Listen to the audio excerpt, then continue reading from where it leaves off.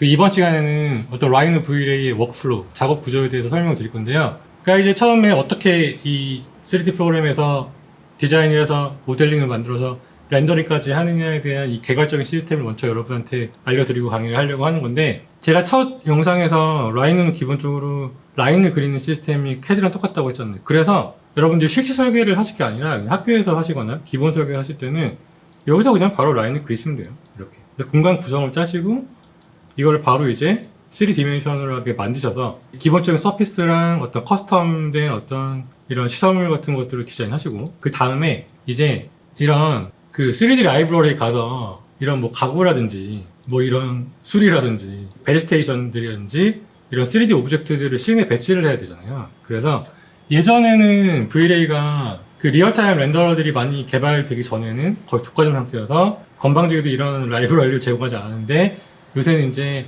실시간 렌더러들과의 경쟁이 치열해져가지고 그 라이브러리를 제공하고 있고요. 여러분들이 디자인을 잘했다는 전제하에, 그쵸? 좋은 이미지를 구축하는 데 있어서 가장 중요한 거는 첫 번째는 좋은 라이팅 시스템을 이 엔진이 가지고 있느냐의 문제이고요. 두 번째는 하이 퀄리티의 3D 라이브러리를 가지고 있느냐예요. 그래서 V-Ray 같은 경우는 그 레이 트레이싱을 구축하는 굉장히 하이 퀄리티의 라이팅 시스템이 구축이 되어 있고, 그리고 이렇게 굉장히 섬세하고 좋은 퀄리티의 3D 라이브러리를 제공을 하기 때문에 이런 것들을 적절히 쓰셔서 하시면은 당연히 좋은 퀄리티를 만들 수 있는 이제 이미지 베이스가 구축이 되는 거죠.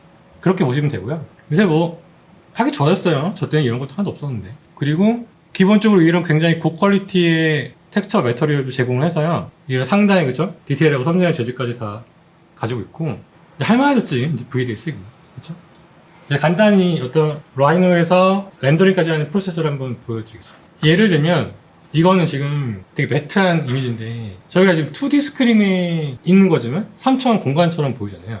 예를 들면 이렇게 비스타가 들어갈수록 스케일이 작아진다든지, 벽면의 옆면과 인면이 명암이 다르다든지, 이런 식으로 이 사람이 지금 자기의 자상화를 그리고 있지만 3디멘셔널하게 보이게 한단 말이에요. 근데 결국에는 저희가 만드는 모든 렌더링이라는 거는 2D 캔버스에 3D 공간을 구축하기 위한 거고, 그러기 위해서 그 스케일과 명암의 차이를 그 엔진이 잘 구현을 해야 되는 거고, 그럼 그 엔진이 그런 3차원 원근법을 구축하는 데 있어서 얼마나 하이엔드 시스템을 가지고 있느냐의 문제인 거예요.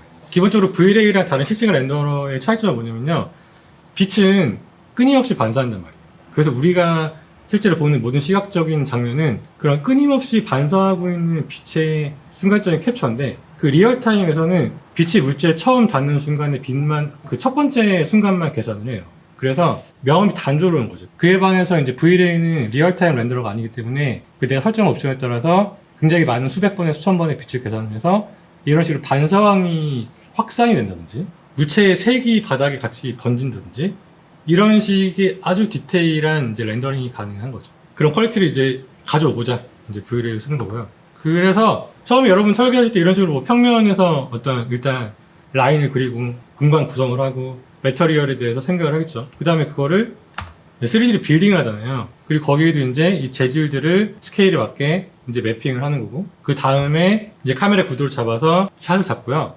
그 다음에 어떤 이런 그 3D 오브젝트들을 배치를 하는 건데, 그 V-Ray 상의 3D 오브젝트들은 굉장히 퀄리티가 높기 때문에 좀 무거워서 그대로 그 메쉬를 다 가져오는 것보다는 이건 이제 프록시라고 하는 건데, 가볍게 만들어서 외부 링크로 보내서 렌더링 할 때만 불러오는 시스템을 하는 거예요. 그래서 평소에는 이런 그 포인트 클라우드라는 점 시스템으로 되게 라이트하게 운영이 되고, 렌더링 할 때만 원본 모델을 가져오고, 그 다음에 실제 저희가 살고 있는 세상과 같은 그 자연 환경, 이런 것들을 이제 그 3D 프로그램 내에 구축을 하고, 이건 일단 그 빛만 먼저 테스트하기 위해서 클레이 렌더라고 하는 건데, 흰색으로 재질을 다 통일한 다음에 빛의 설정만 먼저 하는 거죠. 그 다음에 원래의 재질을 다시 가져오면요, 그리고 V-Ray에서 구축한 이 리얼 환경의 라이팅 시스템을 거기다 때리면은 이런 그럴듯한 아주 디테일한 라이팅과 명암과 반사 재질 등이 들어간 꽤 괜찮은 렌더링이 되는 거예요.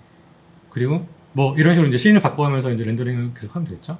그래서 보시면 아시겠지만 이런 식의 굉장히 디테일한 재질들, 이런 조명에 관해서도 아주 디테일한 조명 설정들, 고퀄리티 리얼타임 어떤 배경들, 이런 것들을 통해서 이제 하이엔드 렌더링 구축을 하는 거고요. 기본적으로 V-Ray는 루미온이나 이제 트윈모션처럼 독립된 프로그램이 아니고요. 라이노의 플러그인으로 인빌트로 들어가요. 그래서 이런 식으로 라이노에서 모델링을 다 구축하고 나서 바로 여기서 V-Ray를 켜서 재질을 입혀서 렌더링을 돌리면 되기 때문에 여러분들이 예를 들어서 무슨 캐드에서 라인을 그리고 그거를 뭐 스케치업으로 가져가서 그걸 다시 루미어인의 트윈모션을 가져가서 이런 식으로 프로그램 간의 어떤 트랜스퍼를 계속 왔다 갔다 할 필요가 없는 거죠. 제가 라이노랑 VLA를 사랑하는 가장 큰 이유 중에 하나가 바로 이 원 시스템 내에서 디자인부터 모델링, 렌더링까지 다 한 방에 해결할 수 있다는 거예요. 실시간 렌더러 중에서는 엔스케이프랑 가장 비슷한 시스템이라고 보시면 되고요. 그래서 이걸 가지고 제가 이제 실제 제가 하는 회사 프로젝트에서 어떤 식으로 패키지를 구성하냐면요. 일단 그럴듯한 표지 이미지를 만들어요. 클라이언트의 그 저에 대한 경계심을 부드럽게 누굴 수 있는 걸로 일단 시작을 하고요. 그 다음에 이거예요. 모델링을 하고 재질을 입히고 일단 그 3D 오브젝트들을 배제한 상태에서 이 서피스만 가지고 렌더링을 돌려서 공간 구성을 먼저 설명을 하고요. 그리고 아까 보여드린 것처럼 기타 가구들, 뭐 식재들 이런 3D 오브젝트들을 다 배치한 다음에 이런 식으로 일단 소스들이 굉장히 그럴듯하죠. 그리고 이 라이팅이 아주 깔끔하게 떨어지는 거예요. 그래서 뭐 예를 들면 다른 앵글들 이런 식으로 뭐 이렇게 하실 수 있고요. 이런 식의 아까 제가 보여드린 일러스트레이션 스타일도 V-Ray를 기반으로 채널을 여러 가지로 분리해서 포토샵에서 잘 블렌딩을 하고 이런 일러스트 소스들을 섞어서 요새 유행하는 거 있잖아요. 이런 것들을 굳이 일러스트 노가다를 하지 않더라도 V-Ray의 디테일한 채널 옵션을 활용을 하시면은 뭐 비교적 간단하게 만드실 수 있습니다. 그래서 뭐 예를 들면 이런 것들도 그렇고요. 그렇죠? 이런 것들도 마찬가지죠. 그래서 라인으로 현대 건축의 다양한 모델링들을 하시고 V-Ray로 여러분이 원하는 다양한 스타일의 하이엔드 렌더링들을 뽑으시고 그렇게 제 강의를 보고 하시면 될 것 같습니다. 다음 강의 때 뵙겠습니다.